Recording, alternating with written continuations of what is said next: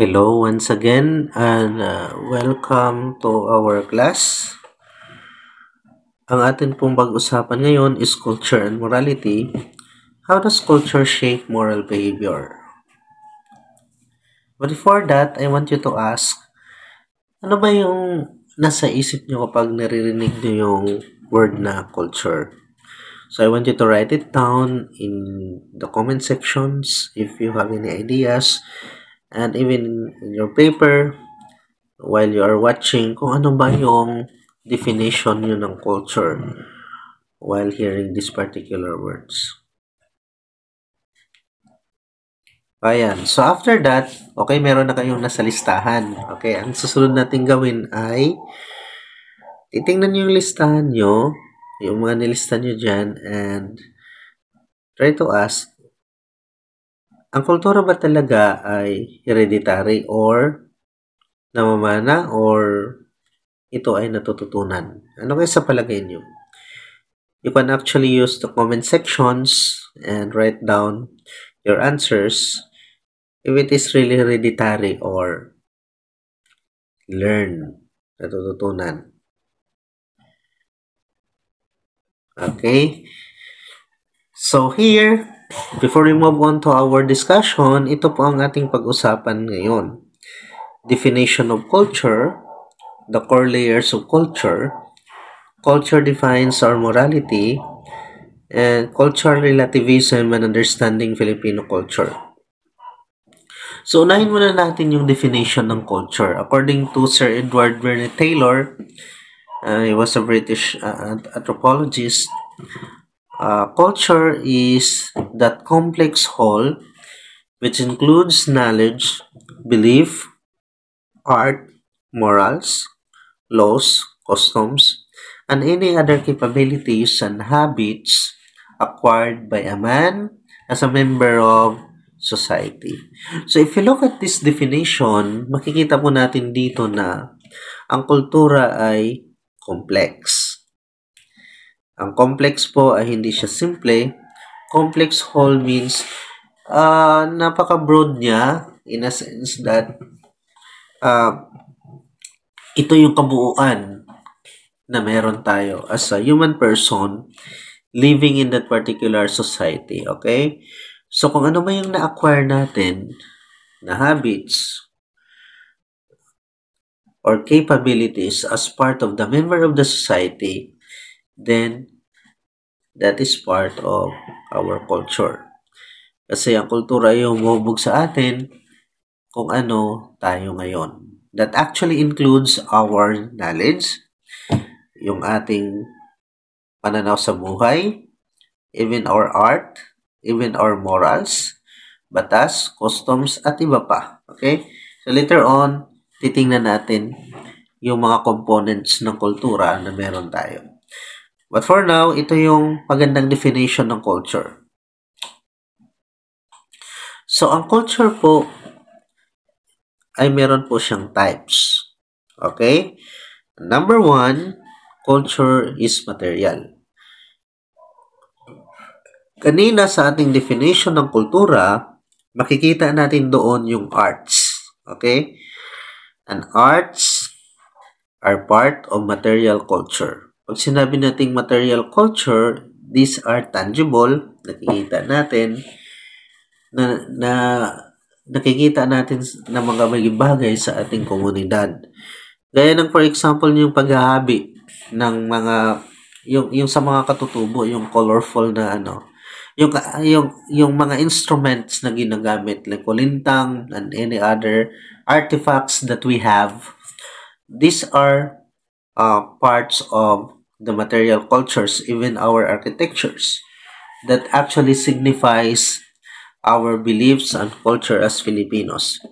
So these are material culture. Meron din po tayong tinatawag na immaterial culture. Immaterial culture is intangible. It is not tangible, but they are very powerful.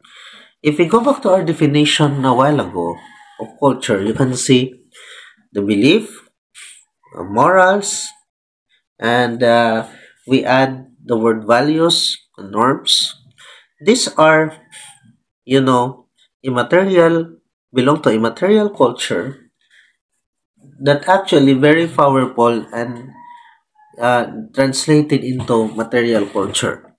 So, hindi man siya tangible, but immaterial culture is very powerful. It can actually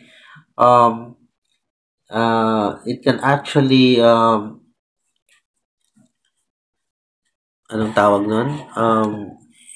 Influence us on how to act or sa mga behavior na meron tayo.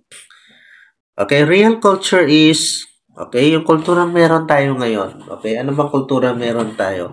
But there is also what we call ideal culture. Ito yung culture na of course gusto nating makamit, pero dahil lagi siyang ideal, right? So it is always it is a kind of a perfect culture for us, right? Yung gusto nating makamit na kultura. So ito yung types of culture again: material, immaterial, unreal, and ideal. Okay, ito naman yung characteristics ng kultura. Okay, naniniwala tayo that culture is learned. Ang kultura daw ay natututunan. Natututunan ng kultura sa pamamagitan ng, sa pamamagitan ng ating institusyon, sa ating lipunan, like sa pamilya. Natututunan din natin ng ating kultura sa ating komunidad, sa ating mga kaibigan, or even sa school, okay? Na ating kung saan tayo nag-aral. At the same time, even our religion. And the whole society, right? We learn it from people sa society natin. And nowadays, it is very powerful kasi meron na tayong social media, and there are times that we can learn our culture through social media and entertainment as well. Then, number 2 is culture is shared, okay? Ang kultura natin ay nasi-share o naipamahagi sa iba. Nung unang panahon, the sharing of culture is through yung kalakalan, right? You go to another place, there are a lot of merchants, and it was there that people come all over the world and share their ideas, particularly their cultures and traditions. Okay? Nasi-share daw ang kultura. Ang kultura daw ay natatransmit. Culture is transmitted. Okay? And culture is changing. The transmission of culture can happen, okay, through generations and generations. Dati po is through oral tradition, okay? But ngayon, may written tradition na tayo, and ganun po na ipapasa yung kultura, okay? Then culture is changing, okay, and evolving. It is always in progress, okay? Lagi pong nagbabago ang kultura at hindi po ito static, okay? It is dynamic. Nagbabago siya. Okay. So, these are core layers of culture. Okay? The first layer is the body of cultural traditions that distinguish as specific societies' shared language, tradition, and beliefs that set each of these peoples apart from each others. So, sinasabi dito, tayo pong lahat, saan ka mang nations na belong, or even in the Philippines, because we are diverse, okay, we have our own cultures that actually set apart from another culture. So, meaning to say, the first layer started with where we are, okay? Ito yung kultura na meron tayo. Ito yung kultura ng iba. So, meron pong pagkakaibang kultura. So, nanggaling sa atin. The second layer of culture is what we call subculture. Yeah? Subculture.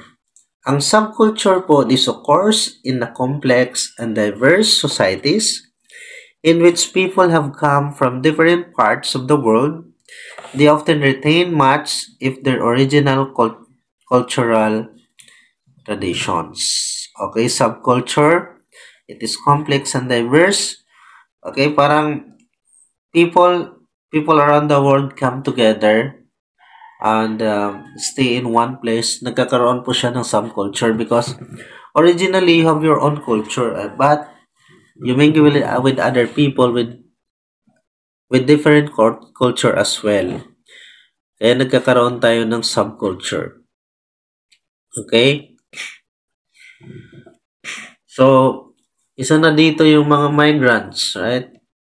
They went to another place or other nation or other country, and there are also another people there who were not belong to that particular culture, and they come together and they learn from each other, but they have to retain also their own cultural traditions from the first, core layers of culture. And the third one is consist of cultural universals. Okay? Kahit daw tayo ay galing sa iba't ibang magkakaibang kultura, meron daw mga values and even values and morals or beliefs that are the same kahit saan ka man pupunta or saan ka man nanggaling. For example, yung word na hospitality. Okay? Ang hospitality naman ay hindi lang naman Pilipino ang meron eh. Makikita din natin ito sa ibang bansa, sa ibang kultura. Yun ka lang, iba't iba lang ang way natin kung paano maging hospitable, okay? Ang Pilipino ay iba yung pagpapakita ng yung hospitality. Ang iba naman sa Western country, iba naman yung pagpapakita nila ng hospitality. So there is, there are universal values and pattern of behaviors that actually shared collectively by all humanity. So yun yung layers or core layers of culture. Now, ito yung key components of culture. Okay, andyan yung beliefs and values. Okay, as Filipinos, we have beliefs and we have also values like bahala na, our belief in God and other beliefs. We have also norms. Norms are societal rules and conduct or etiquette. Meron din tayong language. Meron tayong arts and symbols. Okay? Sa mga makikita natin yan sa architectures or even in arts. Customs and traditions. Okay? We also have social institutions like families, schools, even our religion, and other institutions that we have in our society. So there are various ways in which culture change, okay? Ito yung kung paano daw nagbabago yung kultura. Kasi nga culture is dynamic and hindi lang siya nagbabago, but dito rin natin makikita paano ba natututunan ng isang kultura. Okay? So dito pag-usapan natin yung inculturation and acculturation. So umpisahan natin yung inculturation. So sinasabi dito, it is a process of learning from infancy till death. The components of life in one's culture. In other words, you learn your own culture from infancy till death. Okay? Natutunan mo yung kultura mo from infancy till death.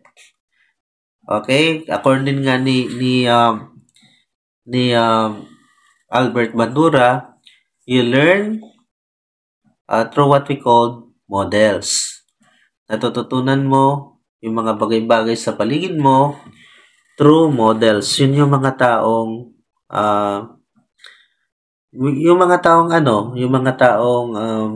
nandun sa paligid mo, okay? We also learn from what we called our significant others.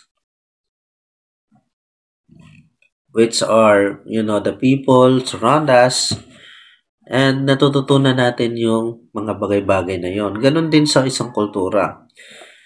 So, a person grows into a culture, acquires competence in that culture, and that culture takes root in that person and becomes the cognitive map, the term of reference for acting. Okay, natutunan natin yung isang kultura, naging competent tayo sa kultura na yan, ang pagkakaalam sa ating kultura, at nagiging roadmap natin siya, at ito yung nagiging reference natin or batayan or basihan sa ating paggalaw. Ibig sabihin, ang laki po ng influensya ng culture sa kung ano yung ating behavior. Okay, the next one is inculturation, and this word is very religious. It is the intimate transformation of authentic cultural values through their integration in Christianity. Okay, so nag-transform yung isang kultura because of the integration of your culture to Christian values and the insertion of Christianity in the various human culture. Okay? Christian values were inserted into a particular culture. That's why there is what we call transformation na nangyayari. Isa na sa example niyan at hindi na tayo magpapalayo ay yung kulturang Pilipino. Nung bago dumating ang mga Kastila, meron tayong sariling kultura na iba sa ngayon. Nag-evolve siya at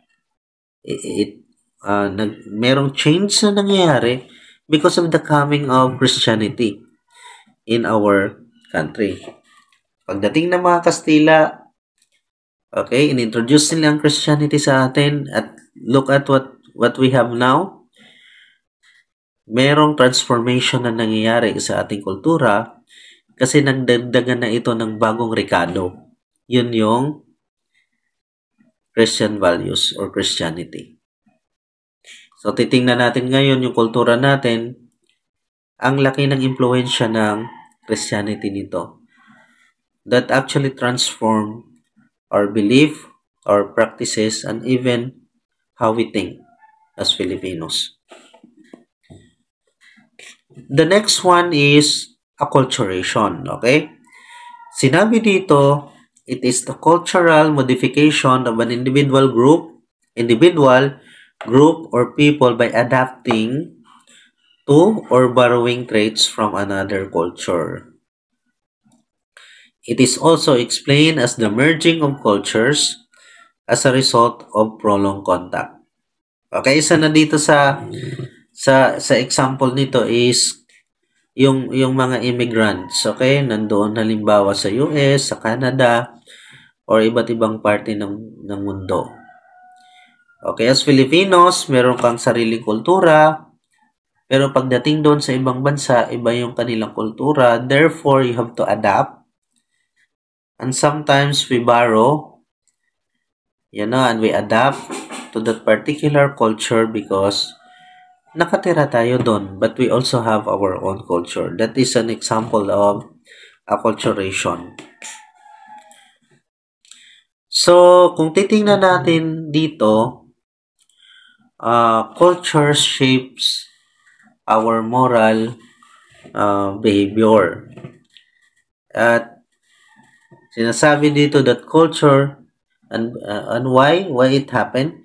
Because culture influences the human person who is the moral agent. Okay, sabi nga ni Professor Reyes from Ateneo de Manila, hindi tayo makakawala or sa ating konteksto na ginagalawan. Kasi as a moral agent, you have a particular context. Okay? You are part of your history. You are part of your interpersonal relationship and even the societal. Okay? So, that is why your culture affects your own behavior. Kanina, napag-usapan natin that part of the culture is morals. And we learned that from birth until death through different people and institutions. So, dahil natutunan natin yung morals na meron tayo, okay, yung ating way ng paggalaw, pagdesisyon sa buhay, at yung ating pag-iisip ay naayon doon sa kung anong morals meron tayo. So, we are done with that. And now, let us move on to cultural relativism. Okay? Dito sa cultural relativism, pag-usapan natin at nakafocus tayo sa tanong na ito. Okay? We have all different or belong to different cultures. We learn cultures and these are part of our belief and morals and behavior. But yung cultural relativism ba can be a standard of morality? So, yun yung tanong natin ngayon. Pero bago ang lahat, kailangan mo nating alamin ano ba yung cultural relativism. So, sinasabi dito that cultural relativism view that an action is morally right if one's culture approves of it. Meaning to say, nagiging tama lang daw ang isang action kapag inapprove ng isang kultura. Moral rightness and wrongness are therefore relative to cultures. Dahil iba't ibang kultura, iba't ibang paniniwala kung anong tama at mali, therefore, ang rightness and wrongness ay nakadepende doon sa kultura na ginagalawan ng isang tao. Okay? Kaya nga, an action may be morally right, in another culture, it may be morally wrong. So, kagaya ng abortion, legalization of abortion. Sa ibang country, it is okay. Yan yung paniniwala nila, yan yung kanilang morals. Pero sa ibang kultura ay hindi siya katanggap-tanggap. Therefore, wrong sa kanila yon. But the same issue or the same practice, pero mayroon lang magkaibang paniniwala. So, moral rightness and wrongness is relative. Okay? Depende po sa kultura na yon. Now, before tayo pupunta sa argument ni James Richels against cultural relativism, kailangan muna nating tingnan yung pagkakaiba ng cultural relativism sa ethnocentrism. Ang ethnocentrism po ay we judge another culture using our own moral standard. Meaning to say, yung ginagamit nating moral standard ay galing po sa ating kultura. Yun po yung ethnocentrism. Ang cultural relativism is dahil iba't ibang kultura ay iba't ibang paniniwala kung anong tama at mali. Okay? Yung gagamitin na basihan para i-judge yung particular culture is yung kanilang paniniwala kung anong tama at mali, hindi yung akin. Kasi ako din, meron din akong paniniwala kung anong tama at mali. Pero hindi ko ito pwedeng gamitin na standard or moral standard para i-judge sila. Ang gamitin po yung kanila. Ganun din po sa akin. So therefore, what is right and wrong is only a matter of opinion. Hindi po siya magkapareha sa lahat. So, yun yung paniniwala ng cultural relativism. That is why James Richels, okay, he wrote a book at meron siyang libro na Elements of Moral Philosophy. he actually make an argument or counter-argument against cultural relativism. So, meron siyang tinatawag na argumentong ad absurdum, okay? So, para sa kanya, okay, pinaliwanag niya dito that cultural relativists argue that because different cultures have different moral codes, there is no objective moral truth. Okay? So, simple lang. Ang cultural relativist, okay, kiniklaim nila na dahil magkaiba ang kultura or may pagkakaiba sa kultura at magkakaiba yung moral code, wala siyang objective moral truth. Kasi ang moral truth is subjective. Nakadepende po sa kultura. Objective means ito ay pwede sa pangkalahatan. Okay? There's universal moral truth or universal principles of morality. Dito wala. Kasi nga magkaiba ng moral codes at magkaiba ng kultura eh. So ito yung kanilang argument ng cultural relativist.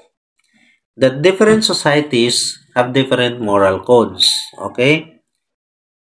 So therefore, there is no objective truth in morality. Right and wrong are only matters of cultural opinion. Okay? So, ang tama at mali, kasi magkaiba ang moral code at magkaiba ang kultura, it is a matter of cultural opinion. Kung ano yung paniniwala ng isang kultura. Kasi magkaiba nga. So, ito yung refutation ni James Richards. So, he points out that this argument commits the logical fallacy of non sequitur, or the conclusion does not logically follow from the premise. So, he states, the fact that different cultures have different moral codes proves nothing. Okay? So, the conclusion does not follow from the premise, and that is why the argument is a bad one. O bakit ba sinasabi niya ito? Makikita natin dito yan. Yan. Ito yung argument niya. Sabi dito, cultural relativism leads to moral absurdities. Okay? Absurd. Absurd ang cultural relativism, sabi niya. Bakit? Or problematic. Bakit? Sabi niya dito, if cultural relativism were true, then we could not criticize other societies for human rights violations. Diba? Kasi kung totoo yung yung cultural relativism, kasi sabi nila, dito sa argument nung nauna, dito sa naunang slide, magkaiba naman ang cultural values and saka moral codes and we have different cultures. Therefore, yung kung anong paniniwala nila, yun yung tama. Kasi it is just a matter of opinion from that culture. So, kung ano yung pinaniwalaan ng iba na tama, yun. Wala tayong magagawa noon. Kasi yun yung paniniwala nila. Pero sabi ni James Richards, no. Because if they are true, then we could not criticize other societies with human rights violations. So, we cannot criticize slavery. Okay? And genocide. And killing of 6 million Jews. Or we can tell Martin Luther King that, kung anong ginawa niya, it was wrong. Hindi. Or why is it that ICC, di ba, nakikialam dito sa sa human rights violations, okay? Or the UN, bakit nila kinol when a particular nation has a problem with regards with human rights violations? Di ba yun yung issue ngayon? Of course, I cannot comment about that because, I have to study first. Okay? Kailangan nating tingnan. But we have due process na tinatawag. So, titingnan na lang natin kung anong mangyari dyan. So, therefore, sabi niya, pero ang tanong dito, can we criticize? Yes. If yes, then cultural relativism is not true. Yung kanilang yung kanilang argument. It is problematic. So the next one, if cultural relativism were true, then moral progress would be impossible. Because saying one culture is better than another would be meaningless. So wala pong moral progress na nangyayari. Pero ang totoo, meron pong moral progress na nangyayari. Bakit? Diba dati, okay lang yung slavery. Pero bakit? Because of moral progress, na-realize natin that they were not okay. Yeah? It was against human rights and the dignity of a person. That's why they abolish it. Pangalawa, yung ating mga polisiya when it comes that protects women. Before, women could not vote. Yeah? Tapos nagkaroon sila ng rights to vote. And ngayon, meron na nga tayong bawsi, right? And it's also the same with the LGBTQ. Okay? Merong moral progress na nangyayari sa ating society. Therefore, if it happens, then the argument of cultural relativism is problematic. Why? Kasi yun na yan eh. According to cultural relativism, ito na yung pinaniwalaan ng society. Therefore, anong tama at mali. Therefore, ito na yun. Pero may progress na nangyayari. So that is why we learned that genocide and slavery were wrong because of that moral progress that we have. Pero during that time, na nangyari yon, sa kanila okay lang yun. So, ang ginamit ni Rachel's na example ay slavery. If cultural relativism were correct, we could then condemn cultures that engage in slavery or genocide. Okay? That is why he wrote, if cultural relativism were true, a social reformer could never be right in opposing the values of even his own society. So, pwede nating sabihin na si Martin Luther King, si Jose Rizal, si Mahatma Gandhi, and any other reformers were wrong. Why? Kasi nung panahon nila, ito na yung paniniwala kung anong morals. Pero for them, na-realize nila, it is wrong. It was wrong. So that is why they want reform. Therefore, kung totoo ang cultural relativism, then itong mga social reformers na ito, ay hindi sila tama. Pero we knew that they are right. They were right. May pinaglalaban sila. Okay?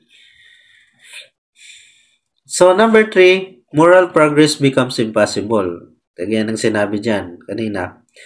If cultural relativism were correct, we would have to believe that our society has never improved, only changed. However, we clearly see moral progress over time, such as abolition of slavery, right? Women's rights movements, and even end of child labor. Okay?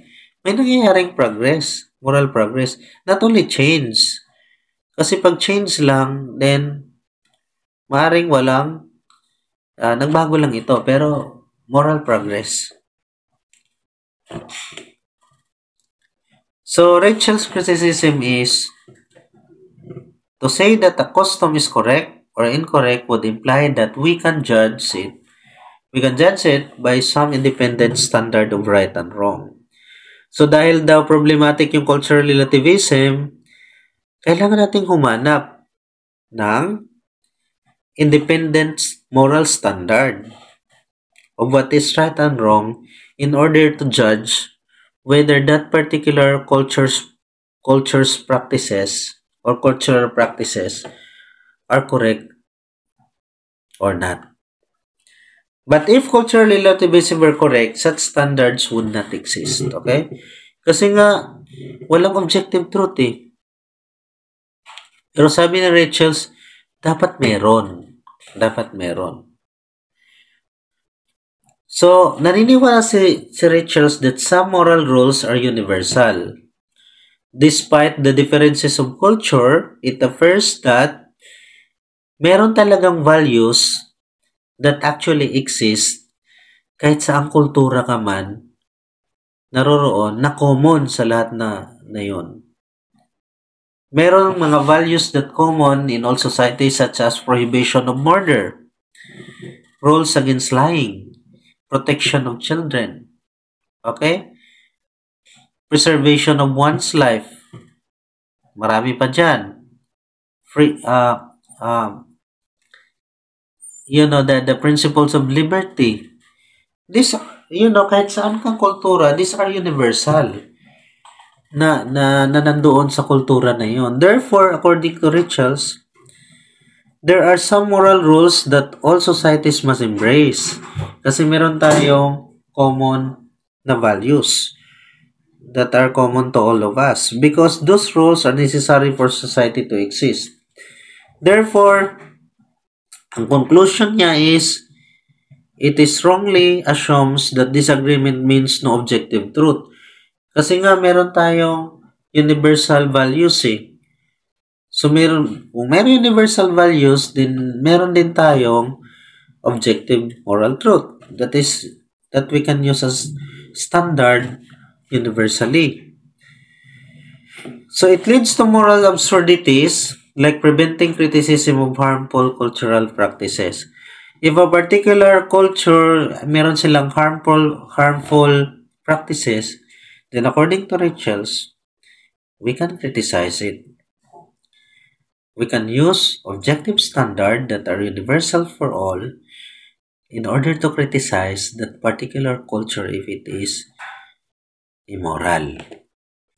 It denies moral progress, yung cultural relativism, which is clearly observable in history. It ignores universal moral values necessary for societies to function.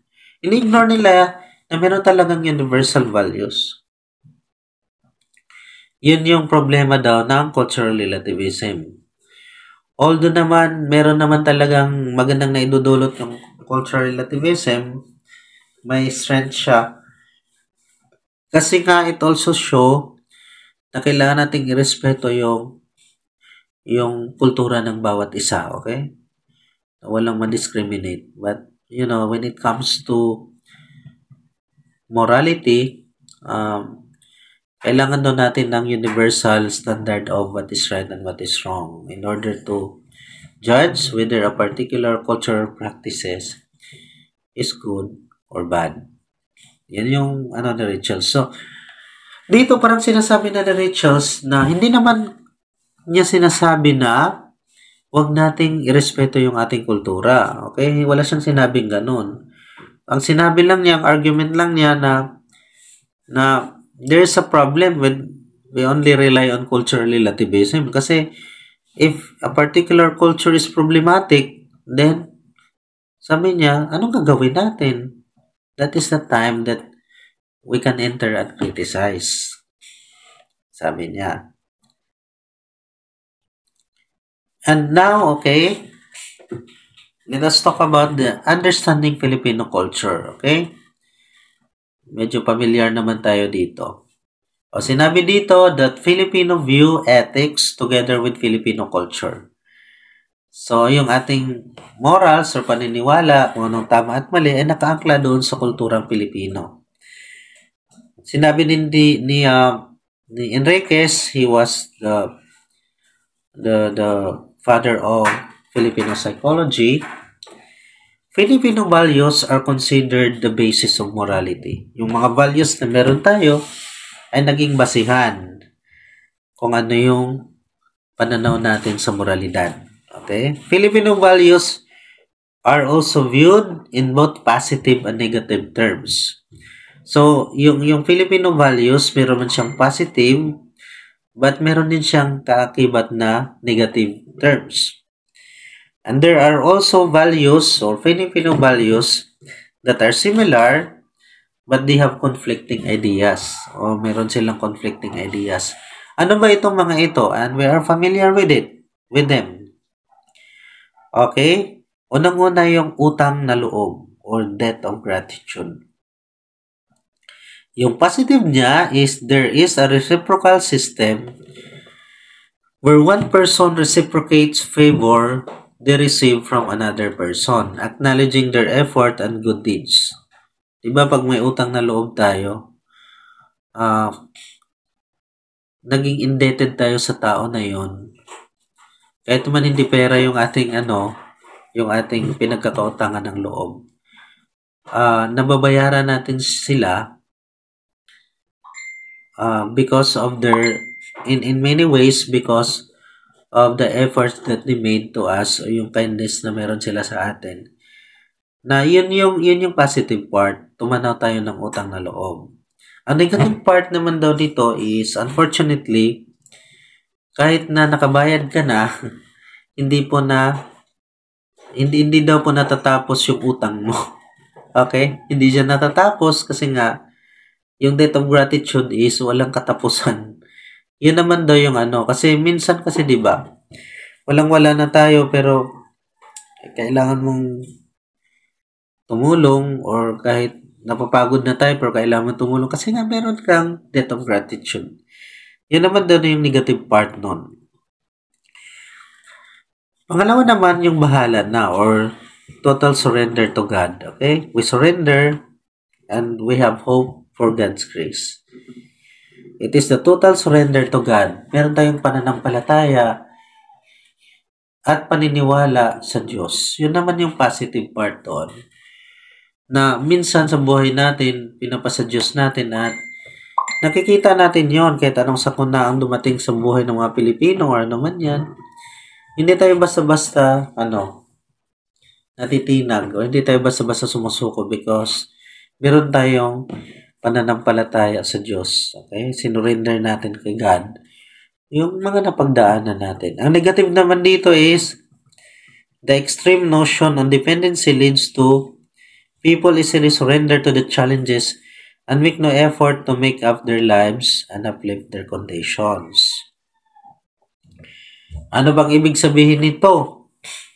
Dahil sinurrender mo na kay God, you also surrender to the challenges. Anong surrender? Yung, susuko na ako. Hindi naman. Yung parang, binigay na lang natin sa Diyos lahat, okay? At ang tao wala nang ginagawa para mapabuti yung kanyang buhay at ma-uplift yung kanyang condition. Bakit? Kasi Diyos na ang bahala eh. So, dahil siya nang bahala, so, wala na akong gagawin. Ganun. Kaya nga totoo yung kasabihan na nasa Diyos ang awa, nasa tao ang gawa, di ba?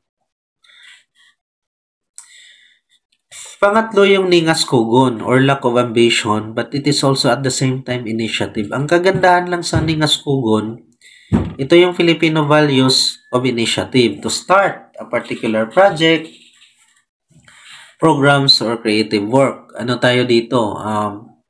Excited. Okay? Sa una pa lang excited. Ang problema lang doon, ang negative part is yung kugon, di ba, ng grass, pag nagliyab siya, walang future na mapupuntahan kasi saan-saan na lang yun pumupunta. So, excited ang tao nung nag-umpisa pero at the end sa kasagsagan ng sa proseso, nawawala na yung determinasyon at willingness na tapusin yung nasimulan. Yun ang negative.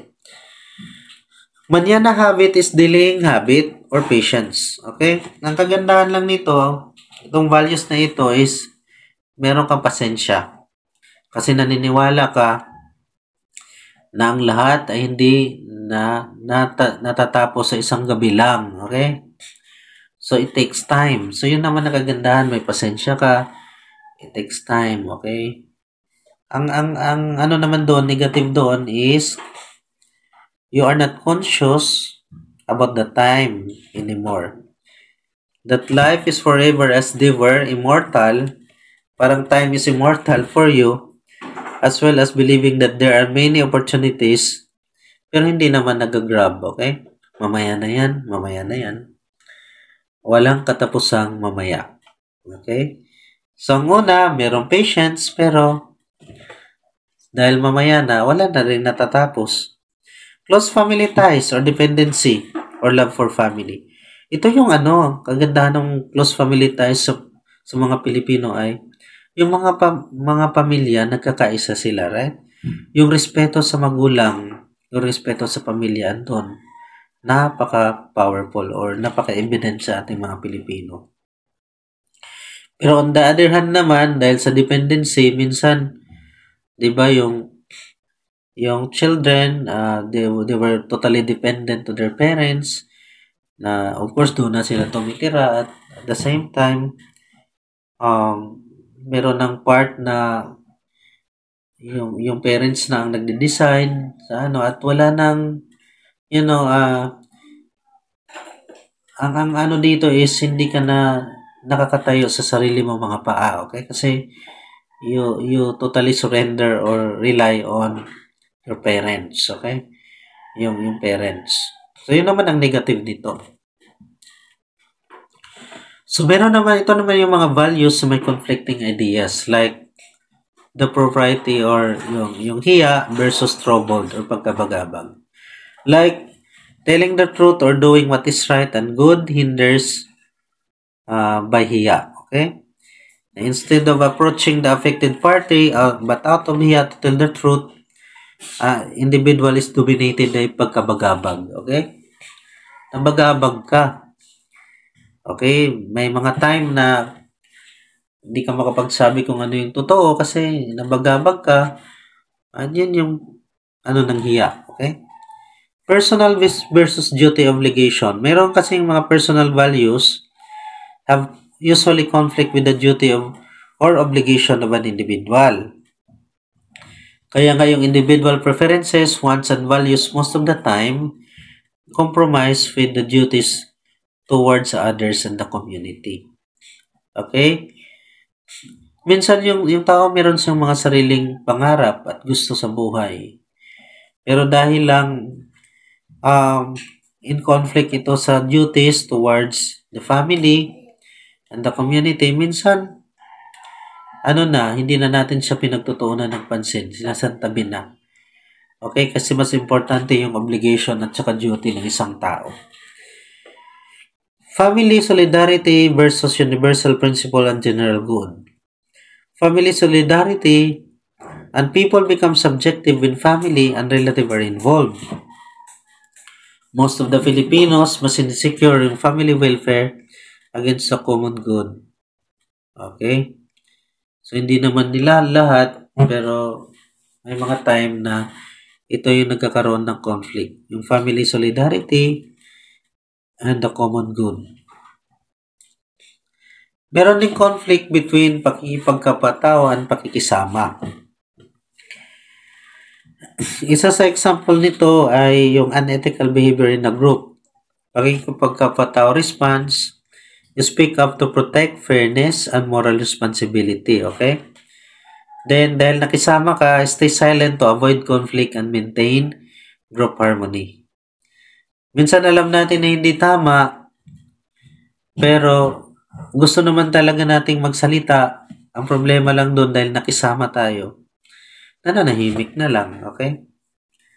Kasi ang pakikipagkapwa-tao is very, deep. Hindi ka pwedeng makipagkapwa-tao pag iba yung tao sa'yo. So, hindi na siya iba.